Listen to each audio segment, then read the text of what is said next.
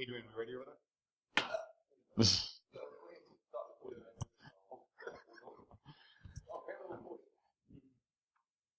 We can take a nap. Morning, everyone. Thank you for getting up semi-early to see our keynote. We're really lucky we have Dave Kennedy out. We bugged him and harassed him, and after a while he said yes. Dave's a great speaker, and I will let him do his bio because he knows it better than I do. So. Great. Thanks. Appreciate it. Thank you. First, can we give a round of applause for everybody that put NolaCon on?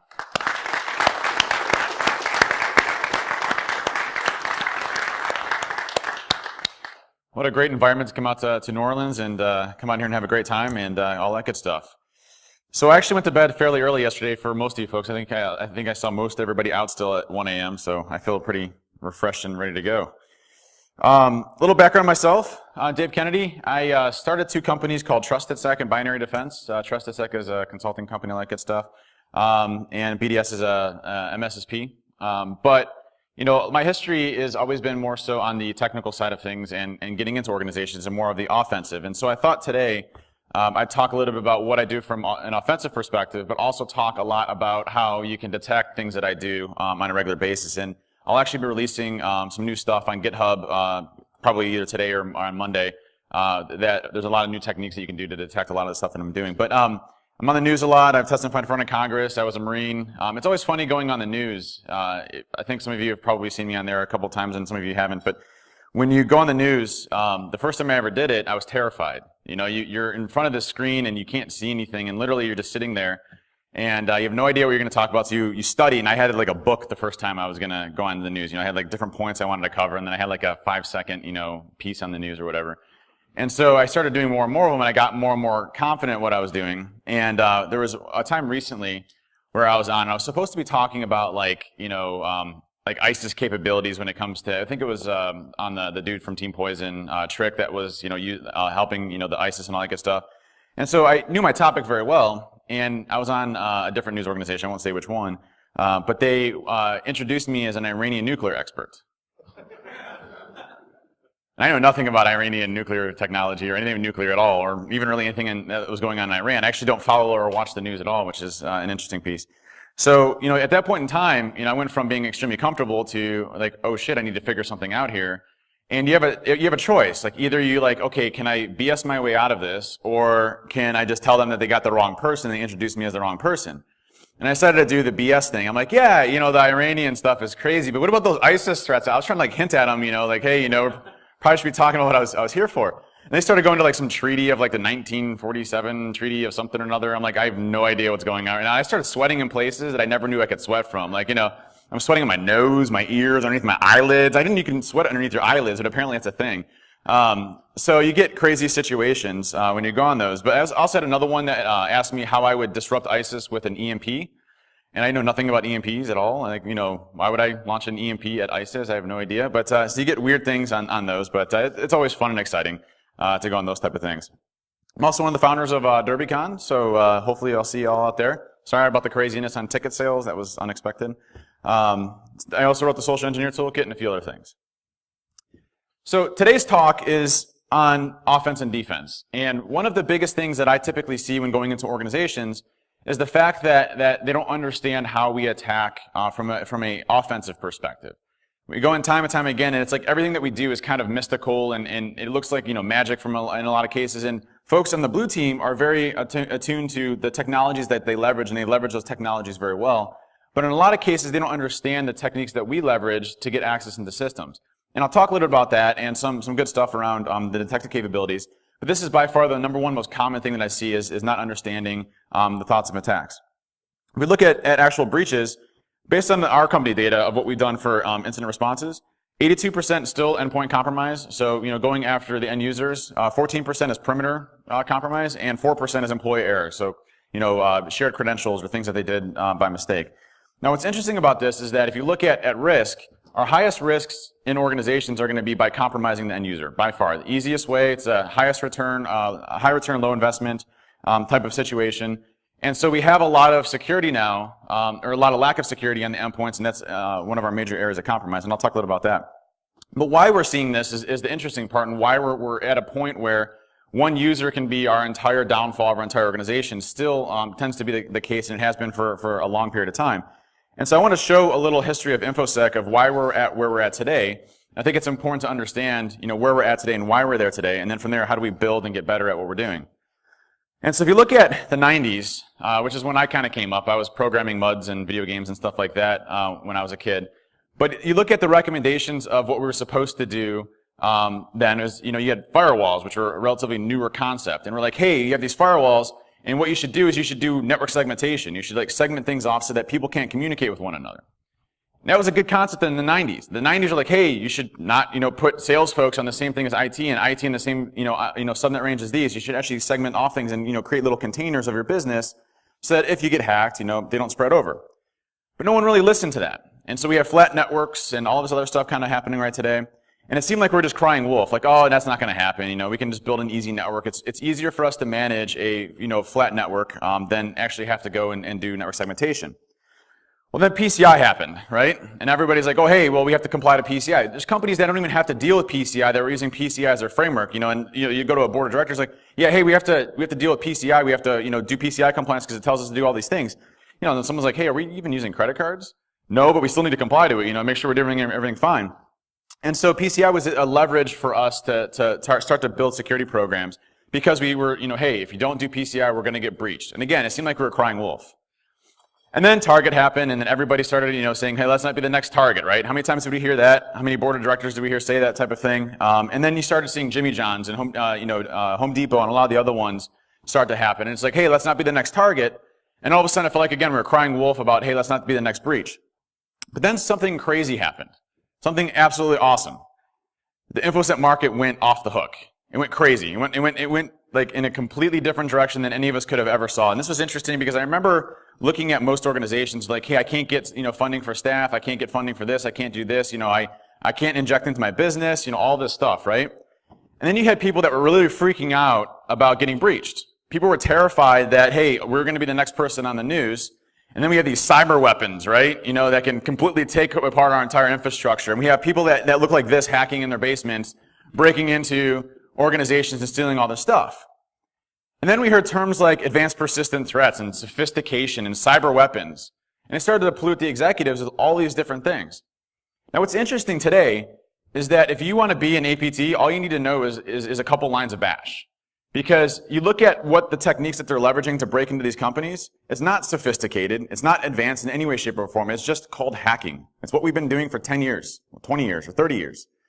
And these type of techniques from an advanced perspective, if you look at a lot of the techniques that are breaking in today, are very simplistic in nature. They're not dropping ODAs and compromising organizations, using very, poor concepts. But it's given companies an excuse on how to get out of a breach because they're targeted by an advanced actor or someone that was sophisticated. No, you had horrible security practices for the past 10 years, and you got owned because you haven't passed Adobe Reader in like 10 years, right? That's the reason why you got owned. That has nothing to do with being advanced. You were targeted because you have horrible security practices. But it gave something, gave an out. But one thing that was interesting about this whole movement is something awesome happened, right? We finally got money. We've been talking about it for 20 years, about how we don't have enough money, how we don't have enough funding, how we don't have enough people. I remember going to talks, and I'd say, well, hey, who here has enough funding and people for the security program? And the audience would laugh and snicker, right? You still get that sometimes here and there, but most people feel like they've got enough budget. If you look at a lot of the statistics, most security programs are generally anywhere between 8% to 12% of the overall IT budget is kind of the estimate. Now, that's a varying term that can go in a lot of different directions. I was on a phone call like 2 days ago talking to a customer, and I'm like, so what's your general percentage? And like, oh, we're 42% of IT's total spend. I'm like, 42%? Like, how does that even work? What do you spend it on? She's like, I don't know. We just have cash. And I'm like, okay. Like, what kind of assessments do you need? I mean, I can say, you need a bag? But we got our wish. We now had funding for everything that we needed to do and start to build things. And the interesting part about this is we sat there with this big pile of cash and we said, now what? Right? We sit there and we're like, okay, well, I've been complaining about security for 5 years in my organization, and now I actually have to do something. And now I have 10 million risks, and I have to complete everything in a year, right? That's the directive I got from my organization. I have to do everything in a year. So I need to go hire some people. And so I go to look for talent, but yet this market is so crazy that it's hard to find talent, especially in the locations that you're coming from. And our HR departments are used to a regular, type of hiring a normal person and a normal salary. And this industry is blowing up so big that you can't go and get significant talent. So you either have to build from the ground up or you have to outsource. And so you have a shortage of talent in this industry, which continue to happen. But what's interesting is we got this big effing pile of cash just sitting there, and we don't know what to do with it. Like, I got $1 million sitting right there, it's in cash, and I don't know what to do with it. And so you saw a lack of talent and a significant need to address things very quickly. And that's when we started to see the technology era and the product era. And so you had this whole industry that consumed this industry around technology saying, hey, if you buy my tool, it's going to be so much better for you to stop the advanced persistent threats and the sophistication and all this stuff. When you have, Tomcat on your effing web server on the outside. APTs are the least of your friggin' concern, right? Let me tell you, the last time that I've used a 0-day or even an exploit on a company has been years. I haven't needed to use an actual exploit to compromise an organization in years. Is anybody here a pen tester or a red teamer? So put your hand down if you had to use an exploit to compromise an endpoint in the past couple of months. You had to use an exploit? That's pretty good. Oh, I was confusing with that. Sorry about that. It's still early in the morning. So has anybody had to use an exploit recently to compromise an endpoint? No, right? It's not a 0-day that's going to compromise you. And so you get all this technology and you get stuff that protects against 0 days and you get all this crap that, makes your computer running significantly slower and they can barely even use the damn computer, right? Like, hey, I have to give a blood sample and a pee sample to make sure that I can get in my computer. I am who I say I am. And then all of a sudden it takes you 16 minutes to log into your computer because you have to do two-factor authentication on your phone, but your phone doesn't work, so you got to go call the IT guy, and then it's a 6-hour process just to get to your computer. Don't even talk about VPNing in. I had a customer where they gave me a VPN token. It took me 2 days of the engagement to get access to the VPN. 2 days. So now we have all this technology to try to protect us against APTs and sophistication when we have the most horrible security program that isn't built from a foundation. If you look at this, the worldwide cybersecurity market was valued at $77 billion in 2015. It's estimated to grow to $170 billion by 2020. This is from Forbes. Many of the companies have doubled their investments recently in purchasing of technology. And so it seems like every single day there's a brand new piece of technology that's coming out that's going to save your ass when it comes to sophistication. And so you see all of these different tools and all these different technologies, and there's investors everywhere. I don't know if you know about this market, but if you have an idea, you can get $1 million for an idea. Hey, I have an idea that's going to revolutionize security. It's called turning off a computer and not letting it run, and people won't be able to get hacked. That's $1 million idea, right? So investors are throwing cash at this industry, attempting to get something that sticks because it's booming so large, and they see the value in this because there's not a lot out there. And what's interesting is that there's what we call Series A through B through C funding. I don't know if you know about like investments and getting funding and all that stuff, but if you've gone through what we call Series C, which a lot of the companies that you see now breaking down your doors have done, it means that they haven't been profitable their first round. They haven't been profitable the second round. They're on a third round to try to get profitable, and so they're blowing money on marketing and a bunch of other crap because their technology isn't working. And so they're trying to get profitable and get into these doors and get companies to buy them, but they're the next revolutionary thing that's going to stop you. It's got artificial intelligence that stops 99% of the hackers. Seriously? That's crazy. I want to show you a video we made really quick. 1 second. I won't show you the whole thing.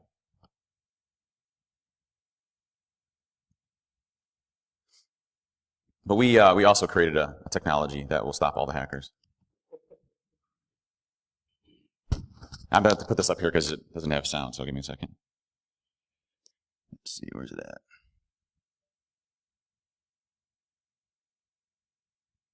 Where is it?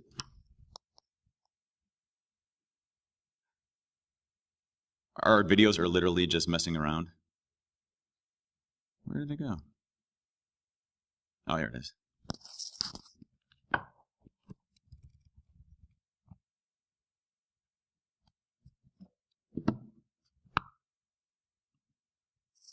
Well, if this isn't loaded, I won't worry about it. Who's slowing down the internet? Seriously?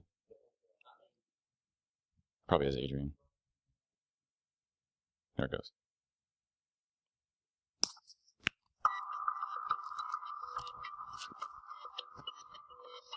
Here at TrustedSec, we have created the #1 product out there that you must have right now.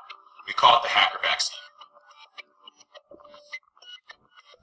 This technology has been in development for the past 2 weeks. It's something that we've developed that we know will completely change the industry for the better. Something that not only guarantees 100% full coverage of stopping all the hackers in their tracks. We didn't think 99% was good enough, so we went full 100% coverage on all hacking attempts. And we'll completely shut down the hackers right at their footsteps. We're so excited here that we are having a release party here next week just to be able to celebrate the release of this new piece of technology. We believe is revolutionary and it's going to change the whole market for this.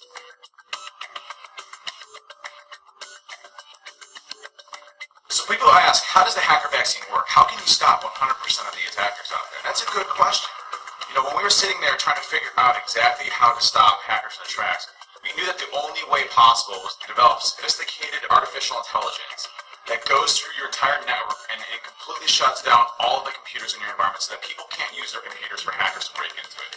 This revolutionary concept, which is now patent pending, you completely shut down all of your environments, all of your users so they can no longer work. Download those pesky viruses, and there you go. There's the problem. It's now fixed. I used to be afraid that my computer would be hacked into, but I no longer need to worry because it's turned off. Thanks, TrustedSec.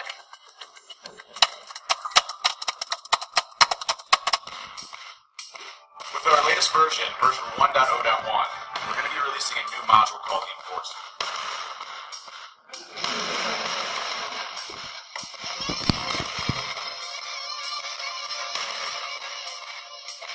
What's great about the Enforcer is that not only does it track the attackers where they came from, we use sophisticated techniques called ping in order to locate exactly where the hackers are coming from. And then we deploy antigens in order to actually go and stop the hackers from what they're doing.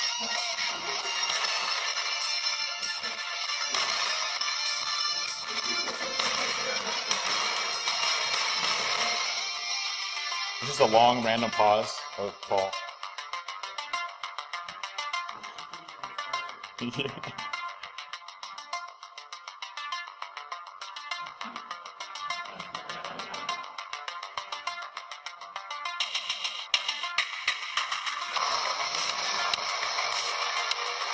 enforcing time.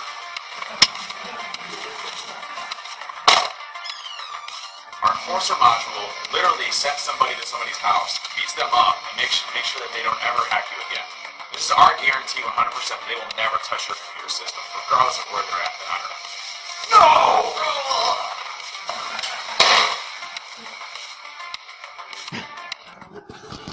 Anyways. I am the enforcer. That's what this technology is today, guys. Anyways. So there's this big focus on technology over talent. And that's really caused this industry to go in a cataclysmic effect because, you know, you have someone that's been working on ASAs for 10 years. Let's say you have a network engineering department that has 5 people. And those 5 people know ASAs inside and out, right? But you have a pile of cash and you need to go and buy Palo Altos.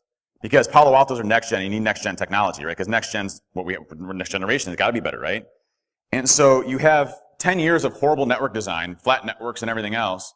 And like, hey, but we got this awesome next gen technology, so we're going to use the Cisco importer tool and import all of our shit into this Palo Alto, and now we're next gen. How's that supposed to change anything? I don't understand. Like, now you're next gen because it gives you a little bit of analysis on the protocols? Like, I don't. So now you've introduced a bunch of new technology that's complex in nature. You have all the folks that were Cisco folks. Now they're trying to figure out Palo Altos. I'm not saying Palo Altos are bad. It's a great firewall, right? But the complexity itself that you introduce causes much more of an effect than actually building the security programs. So let's take a look at how endpoint compromises work, and I'll show you one of the new releases I'm working on in SET. That should be out in the next few days. But if you look at how I actively go after an organization, first I do my homework, right? Looking at open source intelligence, things like that. Then I develop an attack, and then I actually go and attack. Now what's interesting about this technique is you can literally go after anybody that you want to within an organization, And most of the tests that we do, though, in companies like, hey, I need to do a sample size. I have a 20,000 employee, organization. I need to do a sample size, so I want you guys to send phishes out to 5,000, people at once. That's not an accurate test of your security program. As an attacker, what I typically do is I research 1 or 2 people, and I build my attack off of those 1 or 2 people. And then I send an email, or I call somebody up on the phone with those 1 or 2 people, and that's it. And I wait. If that doesn't work, I move on to another, 1 or 2 people. And so it keeps me completely underneath the radar to where I don't have to worry about a lot of the different things here. One of my favorite ones that I always remember doing is going after a company that was celebrating, I'll just say 50 years. It wasn't 50 years of business, but they're an American company, and they're so happy about being 50 years in business in the manufacturing space and all this other stuff. And so I went to their website, and you can see it's like all over their site, 50 years of being an awesome company and blah, blah, blah. And they're really happy about it. You go to the press releases, and it's all press releases about it and everything, and how they love their employees and all this other stuff, and they're having an event and all this other stuff. And so I sent an email to the person that was in charge of the press releases, because there's a little contact us button on there. And she sent me an email almost immediately.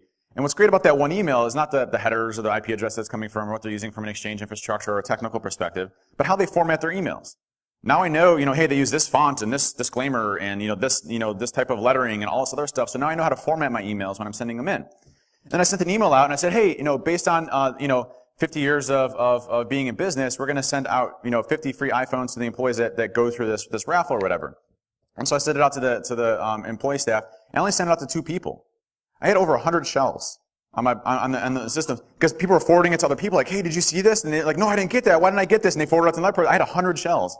In my environment, I'm like, what do I do with these many shells? It's pretty awesome. This is great. And what's interesting about that technique is, you entice people, but it's super simple and ridiculously, stupid, but it's built off of their company. No one expects you to build an attack off of their company. That was also kind of funny at that time, is I couldn't escalate my permissions to administrative level rights. And so around 4 o'clock, people started going home and I started losing shells. And I still didn't have a maintained foothold into the environment. So I'm like, oh crap, I don't have a lot of time. And so I spoofed my phone number coming from this person's desk. I had, OWA and the global address list. And so I spoofed my phone number to the help desk and I said, hey, I'm having an issue. I'm getting in IT, people are so predictable because they get annoyed with people that don't understand technology at all. So I started talking and things I had no idea I was talking about. I'm seeing an NSVRT DLL kernel 0, and I read the whole thing. It was really long. And he's like, well, can you try going to see if you have internet and go to Internet Explorer or something? I'm like, I don't know what that is. Is that on my desktop? And they're like, yeah, hang on. Hang on a sec. Do you know your IP address? I'm like, what's an IP address? I don't understand what you're talking about. I'm like, can you just help me out a little bit? And you can tell the person's getting annoyed. And so they remote into this person's computer. And I get a Kerberos token, and boom, elevated access into the environment, which is great. So, those are techniques that you can leverage in a lot of cases if you're in a pinch. But that's typically how I do my homework. Now, one of my favorite ones that I recently did, and this is a segment on CNN, is people when they go after help desks, typically try to reset passwords or something like that, right? And that's kind of okay, but in most cases that's pretty lame because you need to know a lot of information about somebody. It takes a lot of time. And I'm a lazy person, right? I don't want to sit there and spend a whole bunch of time figuring out the last 4 of somebody's social security number or an employee ID or things like that. So what you can do in a lot of cases, and this has been effective for me time and time again, is spoof your phone number coming from your the internal company thing to deflate anything. But you don't have to. You can just call from any cell phone that you want. So you can call from a different country. They don't look at that and care. But what you do is you ask them to go to a website, and they'll go to it without verifying a lot of the employee things. And that's what I did here on CNN. I just want to show you a quick clip of it. It's pretty cool. Think of when I say the word hacker? Some creepy dude in a basement? Well, that's a misconception. What if I told you there's a class of hackers who don't just have social skills, they have more social intelligence? I disagree with this whole comment, by the way, but just throwing that out there. Than anyone you'll ever meet. David Kennedy is one of them. He's what's known as a social engineer, or a people hacker. His craft is to dupe you into doing things and sharing information you probably shouldn't. Can I just get your credit card number? Some use it for illegal activity. In David's case, companies pay him to find out if employees are leaving the company vulnerable. He and his team show us how it's done. Step 1, spoof his number so it looks like he's calling from inside the company, and then call tech support. Hello, you there? Hello? Hi, Kenneth, am I help you? I was wondering if you can take a look at a website I'm trying to get to. It's for... Now, this one specifically, we got a customer to allow us to go and do it as long as we didn't use their name in any way, shape, or form. So it's funny, the first time I called, they answered with their company name. So I was like, click, and I tried to call again, and then I got somebody else, which is cool. So this is like actually my second attempt that I did it. But so we got permission to go and do this. So this is a live company, and all that good stuff. Big customer thing I'm working on for Monday, and I can't seem to get to the website from my computer. Sure, what's the website? I'll see if I can get to it. Thanks, man. I really appreciate the help. I mean, it could be a stupid thing. I'm really stuck with computers, but so it's www.survey. That's SURVEY -pro.com.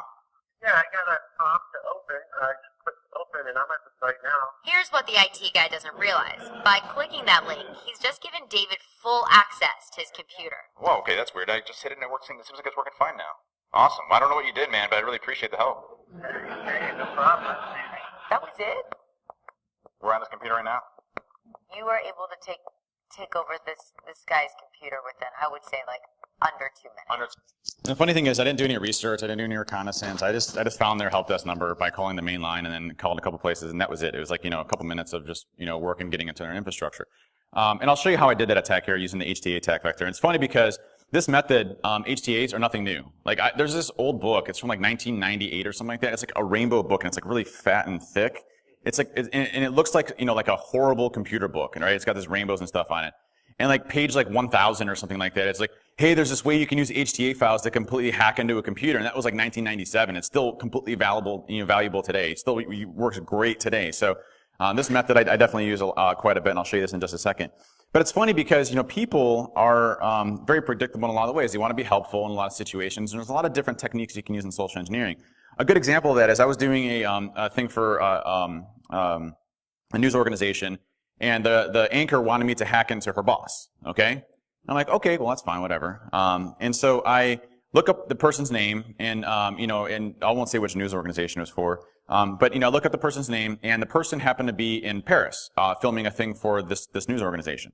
And just by his Twitter feed, I can see all of that. And so I call, spoof my phone number, and I come from a 1-800 number. I didn't care which 1-800 number it was. But I also looked up who the credit card providers were. A lot of times you'll see like press releases and things where like, a big company will say, oh, hey, we partnered with Chase, or we partnered with so-and-so for our corporate credit cards.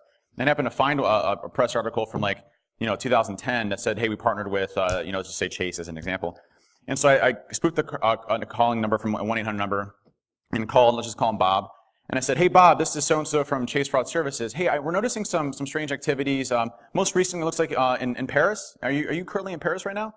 And what I was doing there is I'm making myself believable, right? Saying I'm from a fraud services company. I know which company he has from a credit card perspective. And I know that he's traveling to France. So I built a little bit of rapport all in a couple of seconds to establish myself.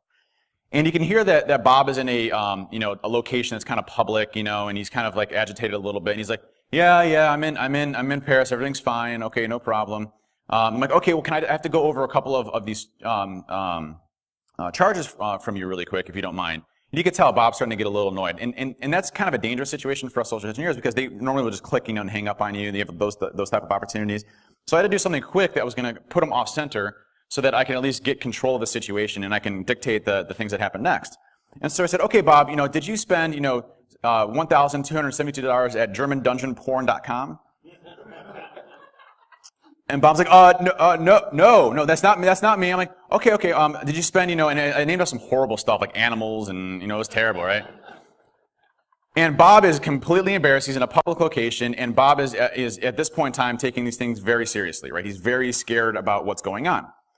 And so I say, okay, Bob, no problem. I just need to verify these, and I'll get them knocked off. And when are you coming back from France? We'll monitor your activity and only allow charges coming from France and all this other stuff. He's like, oh, thank you so much. This is horrible. I don't know how this happened. And Bob, it happens a lot of times when you're traveling overseas. But what I need you to do is I need you to repeat the names that I just said to you and the values so that I can remove them off your account. So he's in the corner like, yeah, it's like he's really nervous at this point, right? I'm like, all right, Bob, I need you to verify your full credit card number so I can remove these charges. Gives me his full credit card number. I get his social security number. And I start asking for things like his wife's social security number. He's like, why would you need my wife's social security number? But it's 72394, like, all right, Bob, that's cool, buddy, thanks. So, you can do what you need to based off of targeting your individuals and creating a fantasy that seems believable in every way, shape, or form.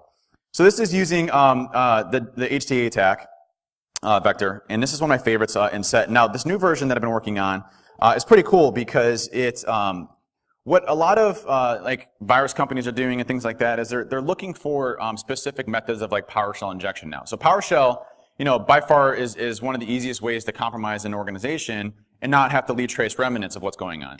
But you know, with like things like PowerShell Empire, for example, gaining a lot of popularity and a lot of talks and researchers going after PowerShell and you know, invoke Mimikatz and all of these things that we leverage as pen testers, but also the attackers do the same type of thing.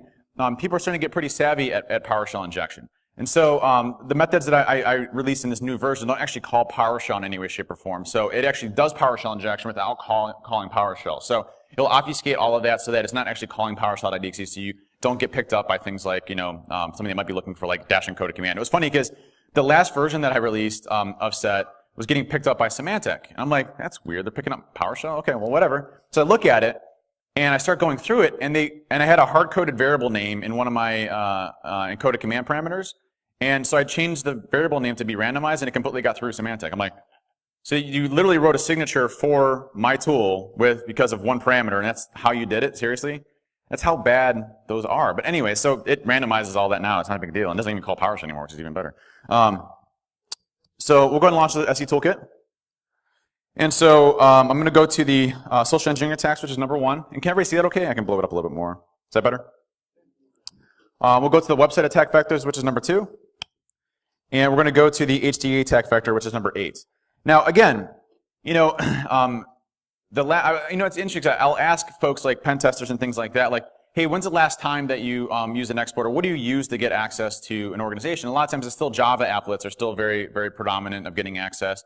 Embedded Excel macros are still very applicable and usable. You know, so there's still a lot of methods, but this one, you know, might seem kind of hokey, but it works every time for us. It was funny because Martin was doing a pen test, pure hate, Martin Boss. And he was doing a pen test, and we were laughing at him because he was using this HTA attack vector. And I'm like, and Justin Elzy was you know, Justin and Martin were like, oh, this HTA vector stuff is going to work, and we're making fun of him, like, yeah, it's not going to work. It's cute with your little HTAs and everything. And they went and launched it, and we got like almost like it was like a 94% success rate on everything that we hit, right? And I think the 2 people that we didn't get were because they were out of town. So, you know, I was like, seriously, that really worked that way? And you're like, yeah, it works great. Okay, so then I started switching to HTAs as kind of my main method. So I see my IP address real quick. So I'm going to go to the site cloner, and I'm just going to clone like whatever, TrustedSec.com. And then I'm going to enter my IP address. And then I'll just do 443. I'll just use a traditional interpreter reverse HTTPS. Now I do a little bit of funky configurations when I build this so that the standard interpreter shell doesn't get picked up. Like for example, I don't know if you know this or not, but when you download the reverse HTTPS stager, it actually downloads a PE file. So it's actually downloading an executable. So when your first stage triggers and goes to the internet, it actually goes and downloads an MZ header. It has an MZ header on it, so it's downloading an actual executable from the internet. And most content filtering stuff will typically block that, right? So what you can do is if you set enable stage encoding to true, it randomizes that using Shikata, which is an old encoder, but over the wire, it doesn't get picked up by anything. And so it's actually like raw blob of data that's going back, so that gets past a lot of that stuff. And then also some of the defaults in there, like the SSL certificate stuff, there's a couple static pieces in there, so I patch those so that doesn't get triggered or flagged when it goes through. And so it'll generate everything for us.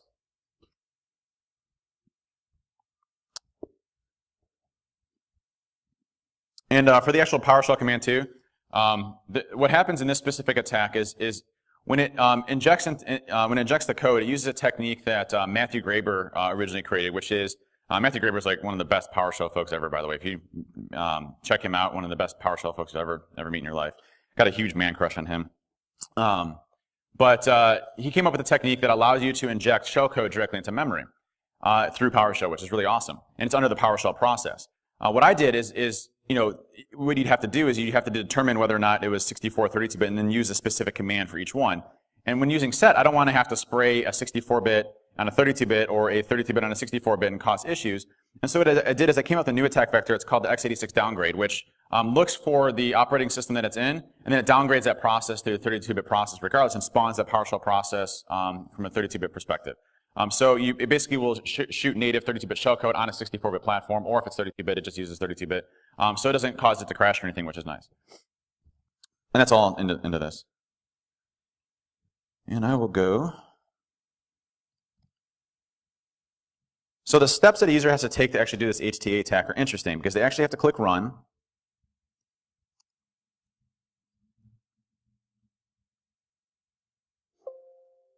I hate Windows so much. And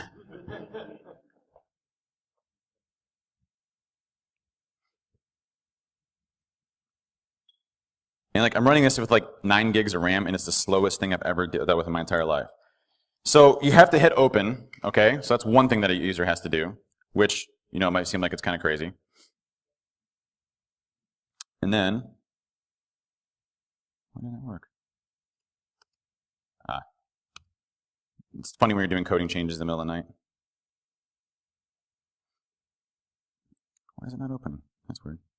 Oh, there it goes. I guess get a shell. Never mind. All right. Well, okay. Great. Just hit open. And as soon as you hit open, it gets you access into this. Now, what's interesting is that different browsers have varying things. Like Chrome and Firefox will actually show that it's signed by Microsoft Corporation. And do you want Microsoft Corporation to actually go and run? I'm like, yeah, of course I'd want that to run. It's from Microsoft. That's got to be good. But you can build that into your pretext, like, hey, you need to open this up to verify something. One of the key ones that I do is like employee benefits, and we have to verify that it's your computer, so click open when you actually go and do it. And then you get access to the computer and all that good stuff through that. So just hit open to verify. There's also another technique in here, and I don't have a lot of time to go through it, but I'll show you real fast. It's called clickjacking. I'm not clickjacking. Hang on a second. Webjacking. So you go to social engineering attacks, website attack vector, and it's the webjacking method, number 5. So I'll select that real quick. And I'll just clone, I'm trying to think. Gmail will probably work. Yeah, thanks. I wrote the tool and I messed it up. That's cool.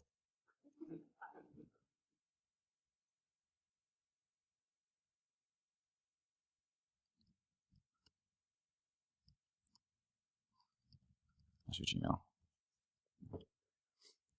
Now, why I like this one specifically is because it takes advantage of everything that we know about education awareness.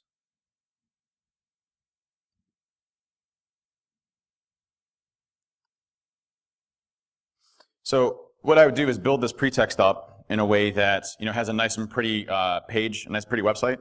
And I would say, you know, hey, make sure you hover over the link and make sure that it's going to, you know, benefits.trustedsec.com. Obviously, find a third-party website that does this. Now, notice here when I highlight over this, can you see the can you see the bottom left-hand side? It's a little small, but it says accounts.google.com, right?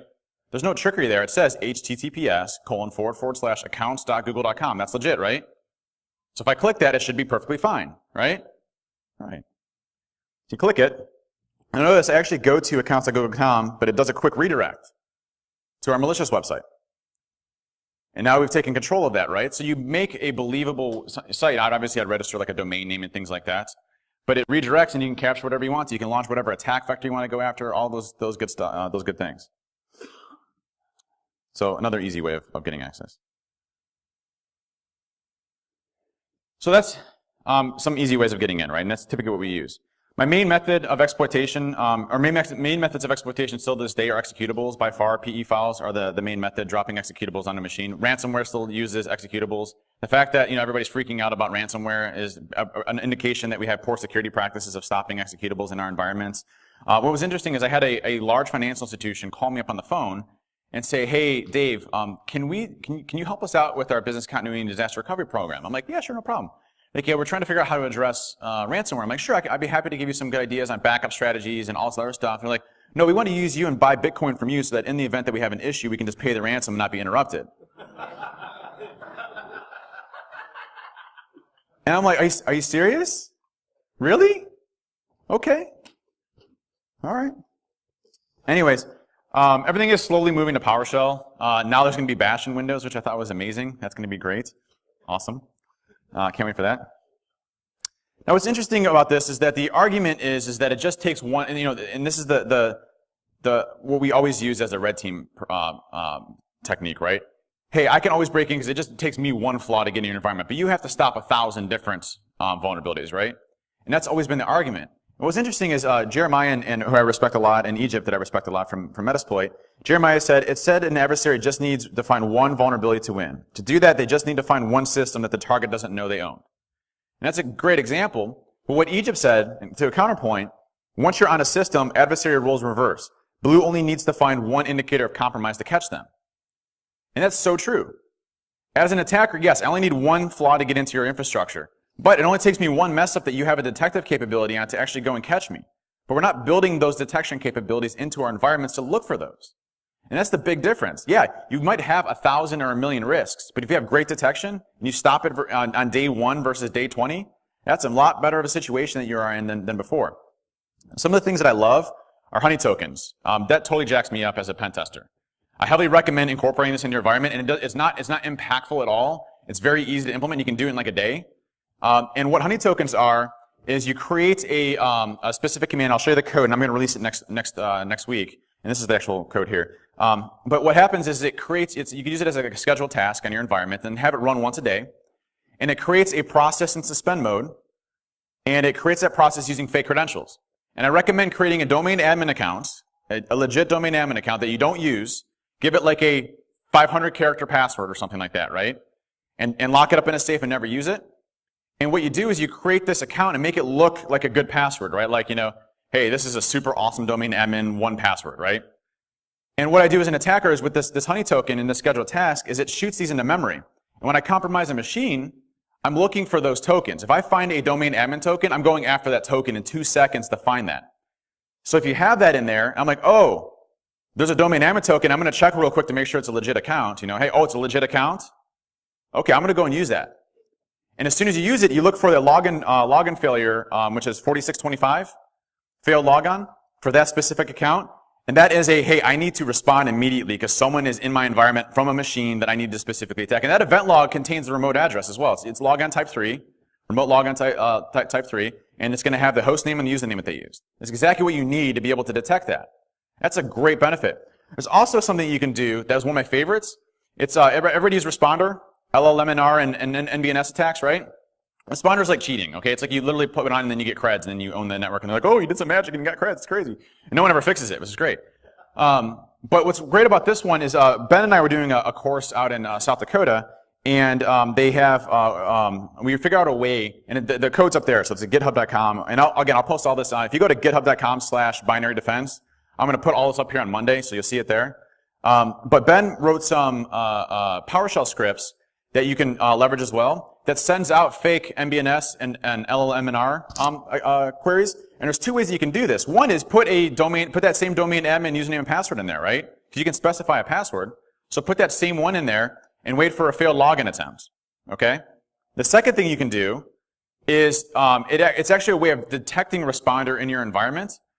When you actually send out that PowerShell command that he wrote, what will happen is it'll sweep the network, and if anybody responds, responder has to actually catch it and say, yep, I'm that host name, you can send me your data. Okay? What happens is if you see a event log 4648, explicit creds were used in order to log into a remote system with that specific account, you know that responder's on your network.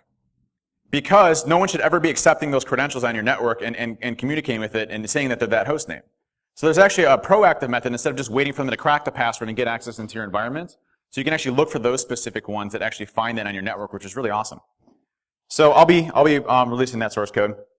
PowerShell, with PowerShell version 5, there's some amazing detection capabilities you can put into it. Specifically with if you enable block logging, you can get the actual PowerShell command itself. So you can actually pull in PowerShell commands and all that good stuff.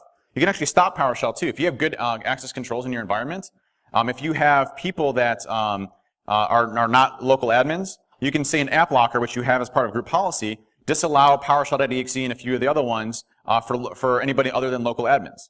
And it can literally stop PowerShell from running in your entire environment. So there's so many different ways you can mess with us as attackers. But those are just a couple. Understanding red makes you better. Those techniques really mess me up as an attacker. And it's the same tax that other people are using too. It's the same that your sophisticated actors in China and Russia and Iran and North Korea with their crazy cyber weapons are destroying companies with, right? They're using the same type of techniques that we leverage on a regular basis. The truth of the matter is that 10 years of neglect isn't fixed with 1 year of investment. It takes time to build all these up, and it takes time to build all of your programs in to understand them. And so understanding that being blue is also about being red now. You have to have that mindset of being purple. You have to understand both of them. Part of your job isn't just to understand a piece of technology. It's about understanding that. And we face a lot of issues around sustainability. If you look at, there was a E&Y study that came out that said, what threats or challenges are of your greatest concern? And the two top ones by far are sophisticated attacks targeting at your organization. The second one was phishing, social network exploits, or other forms of social engineering. What do we actually spend our time on? Security vulnerabilities introduced through the purchase of off-the-shelf software, internal mistakes or external attacks that cause my organization to lose compliance, security vulnerabilities introduced by my own application development, accidental data leaks by end users who fail to follow security policy, and then from that is phishing, social networking exploits, and all that other stuff. So our jobs today are dealing with fires on a regular basis versus actually proactively going out and looking for these things. It's the term what we call hunt teaming, right? We hear it a lot of that, which is a very solid practice about going out.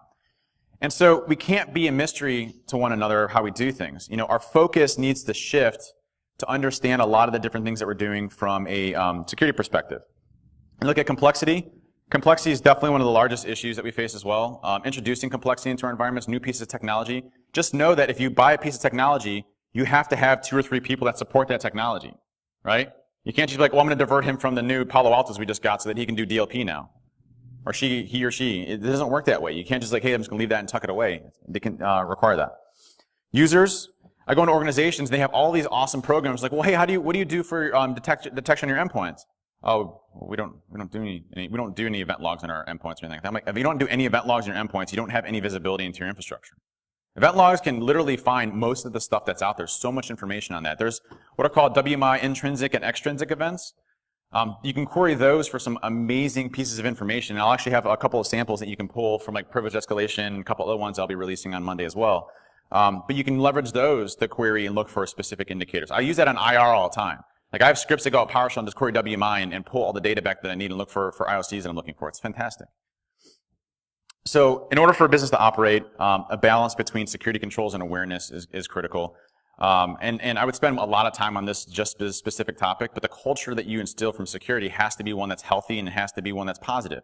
If you guys are the draconian folks in your organization stopping everything, that's bad. If you look at it again, your 2 highest likelihood areas are going to be user population, your perimeter. Penetration testing is an interesting topic because, you know, normally it's one of those things where it's like, hey, you have a pen test done annually, and you take those results and you kind of fix them and you might do a little bit with the defenses around it. But what we're finding is that you need to have a team, either internal or external or whatever, that focuses longer term working with your blue team. I was just on a purple team exercise where our objective was a pen test, for lack of a better term, but that wasn't the focus. The focus was building the defensive capabilities inside of the organization. And they had, the company we were working with, a massive organization across the world, they were leveraging Carbon Black. And we don't care what tool you're leveraging for your detection, whatever you decide to buy is fine. But we came out with that with like 72 different watch lists for how they can detect. We got PowerShell injection licked, we got privilege escalation licked, we got lateral movement licked. You know, all those things that we'd want to do. And that exercise was just a week engagement. Can you imagine if that was spanned over a month or 2 months or 3 months or 4 months? You have to have those exercises in your environment because your detection becomes something that is so much better than anything else that's out there. The tool that you buy that has the default use cases isn't going to have it in there. I was going to talk a little bit about bug bounties, but I don't have the time for that, unfortunately. But cool stuff will be releasing next week. Honey tokens, suspicious file detection, miscellaneous scripts on detection. I'll post a link of Ben's LLMNR and MBNS spoofer out there that really jacks us up as pen testers. That's our GitHub page right there. So it's github.com/binary defense. And you can also do github.com/TrustedSec. That's got all the offensive tools that I write all the time. There's also a couple of ones out there like Artillery. If anybody has ever deployed OSSEC, HIDS, it's a complete nightmare to manage because you have to develop key pairs. So I wrote an entire protocol that automates the installation and provisioning of all the keys so you can deploy it out via an MSI and just install it across your entire organization. That's up on there as well. Some mitigations that I really like. Compromising machine, the randomize or disabling of local admin accounts. That is one. You know, I shouldn't be able to move laterally to other systems, so disabling your local admin account and only using, you know, privileged accounts that you can actively go and do that. So lower user privileged accounts. Domain admins should never be logging into member servers, period, ever. Why do you have domain admins logging into member servers? That makes no sense. Keep your domain admins only logged to domain controllers and make another account for member servers. Remove that so that I can't get to the access to the thing that I want access to. Remove excessive account usages. Vulnerability management is still key. I still break into people using stuff from like 2005. I mean, still MS-0867. I don't understand how that's possible. We are failing so bad if we have MS-0867 in our environments. It's terrible. Stop basic binaries. Application whitelisting actually does a decent job at certain things. I'm a big fan of application whitelisting if you can deploy it. It's not perfect in any sense, doesn't stop against PowerShell and stuff like that, but it does a decent job. You can disable PowerShell execution. Endpoint visibility is huge. This GPO right here jacks me up completely. This one is the worst GPO that you can put in your environment for me as an attacker. If you configure this to deny access to this computer from the local network and remove the local administrators group from that, it totally F's me up. Because I can't do things like PSExec or WMI injection, stuff like that. I can't do that type of stuff with this specific group policy enabled. So you put this in and you say the only group that can remote in is not local admins, but create a specific group that says, hey, these folks are admins or whatever in the domain. That really messes me up. So last but not least, we all need to be purple. I learned so much working with the blue team about how they defend against things, and it also makes me a better hacker as well, right? It's like, hey, I do this. I'm like, oh, cool, I can do this now. But we work together to figure out each other, to understand each other, because it's no longer, hey, I'm on the red team, I'm on the blue team. It's, hey, we're on the purple team working together to figure things out, and that's what we have to do. There's a good book I recommend reading. It has nothing to do with security at all. It's called Originals, and it's a guy, a professor out of Wharton, and he wrote this book about how nonconformists kind of change the world, and how people that don't attest to a certain rationale of thinking can go and change an industry for the better. And I highly believe that we have those people in this industry today. We're told, hey, a pen test, we need to do a pen test annually. Build your own pen test team, do your own stuff internally. It's great, fantastic. It's going to put me out of a job, and I'm fine with that. I can go start be a CSO somewhere or something, right? I don't know. I don't know what I'd do. I'd probably get out of security, but do something that makes a difference in your organization you're dealing with or the industry as a whole. It's very easy to complain to say that we're horrible as an industry, and it's very easy to complain to say that everything's messed up. It takes a completely different person to actually go and change it. And so if you look at this book, it's people like, Steve Jobs, who, had his own laundry list of failures, right? And how he overcame those and what he was able to do. And other folks that have done, things that just changed and disrupted a complete industry to make it better. You can do the same. Anybody have any questions? Well, thank you very much. Appreciate it. Thanks.